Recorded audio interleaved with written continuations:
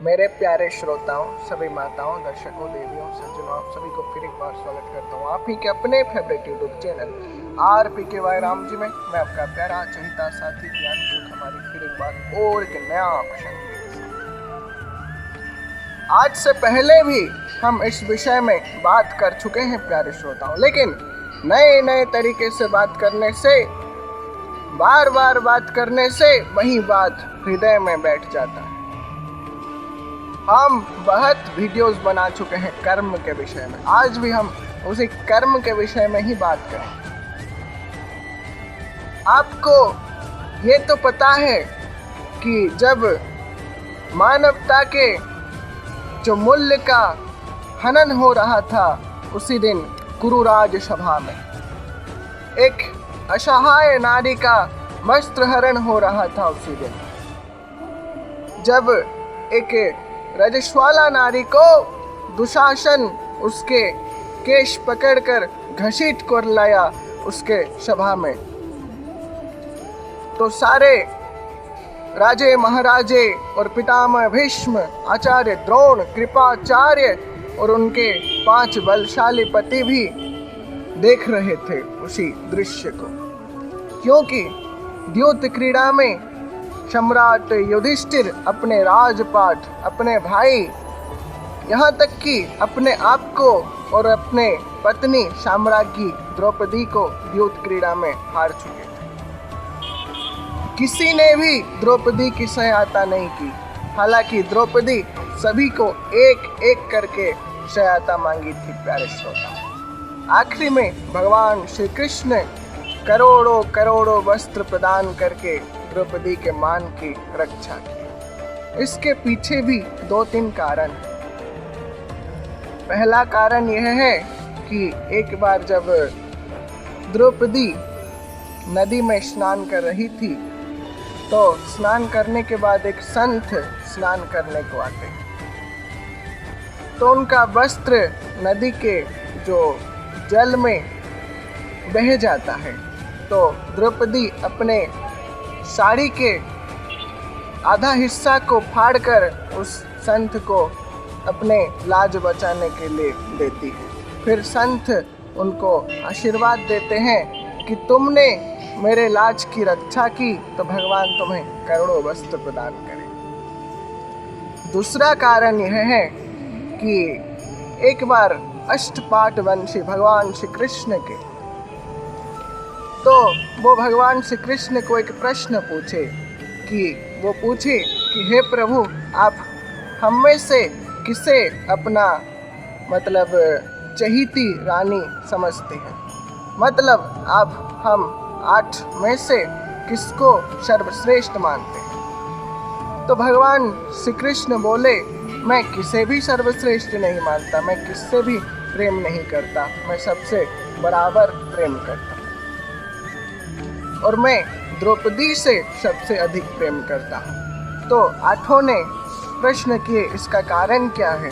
भगवान श्री कृष्ण बोले, एक दिन मैं प्रमाण करके दिखाऊंगा। कुछ दिन गया, एक दिन द्रौपदी द्वारिका आई हुई थी, तो भगवान श्री कृष्ण एक फल काट रहे थे। फल काटते काटते उनका उंगली कट गया, तो सभी पुराने फटे वस्त्र ढूंढने लगे कि रक्त प्रवाह को बंद करने के लिए। तो द्रौपदी एक अच्छी साड़ी पहनी हुई थी और उनका पल्लू फाड़कर भगवान के उंगली में पट्टी बांधती है प्यारे श्रोता। इससे भगवान अत्यंत प्रसन्न होते हैं और वरदान देते हैं कि समय आने पर इस पल्लू के एक एक धागे का ऋण चुकाऊंगा। और एक सत्य घटना जिसको कहा जाता है, उस पर अब हम बात करते हैं। जब राजसूर्य यज्ञ हो रहा था,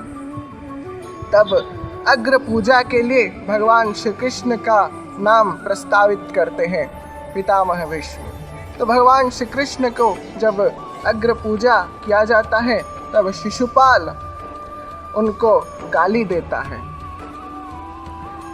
पहले भगवान श्री कृष्ण शिशुपाल के माता को एक वरदान दिए थे कि तुम्हारे पुत्र का 100 अपराध जो दंड देने योग्य है, मृत्यु दंड देने योग्य है, उसको मैं क्षमा करूँगा।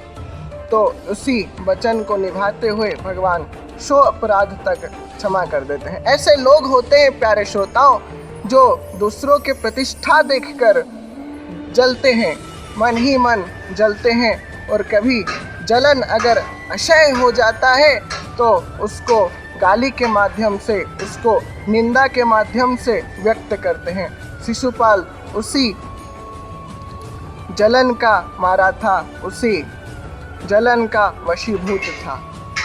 जब उसका वाग्दाता रुक्मिणी जी से भगवान श्री कृष्ण शादी किए, उनको ले आए, वो तो लक्ष्मी का अवतार थी, भगवान श्री कृष्ण विष्णु जी के अवतार हैं, इसीलिए उनका मिलन तो विधि निर्दिष्ट था प्यारे श्रोताओं। इसलिए भगवान श्री कृष्ण माता रुक्मिणी को ले आए। तभी से भगवान श्री कृष्ण से शत्रुता कर रहा था शिशुपाल, तो भगवान श्री कृष्ण को बहुत गालियां देता है।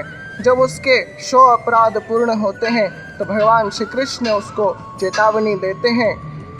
उसके बाद भी वो नहीं मानता और भगवान श्री कृष्ण उसके ऊपर अपना सुदर्शन चक्र चलाते हैं, उसका सर काटकर उसको मोक्ष प्रदान करते हैं, उसको शाप मुक्त करते हैं। जो शाप जय विजय को सनत कुमार दिए थे।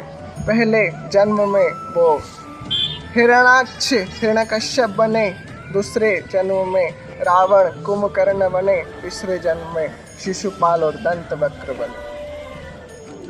तो उसी जन्म का, उसी राक्षस योनि के जो श्राप मिले थे, वो श्राप से भगवान श्री कृष्ण उसको मुक्त करते हैं। और जब सुदर्शन चक्र उनके उंगली में घूम रहा था तो उनका उंगली कट गया था, तो द्रौपदी अपना साड़ी का पल्लू फाड़ के भगवान के उंगली में पट्टी करती हैं।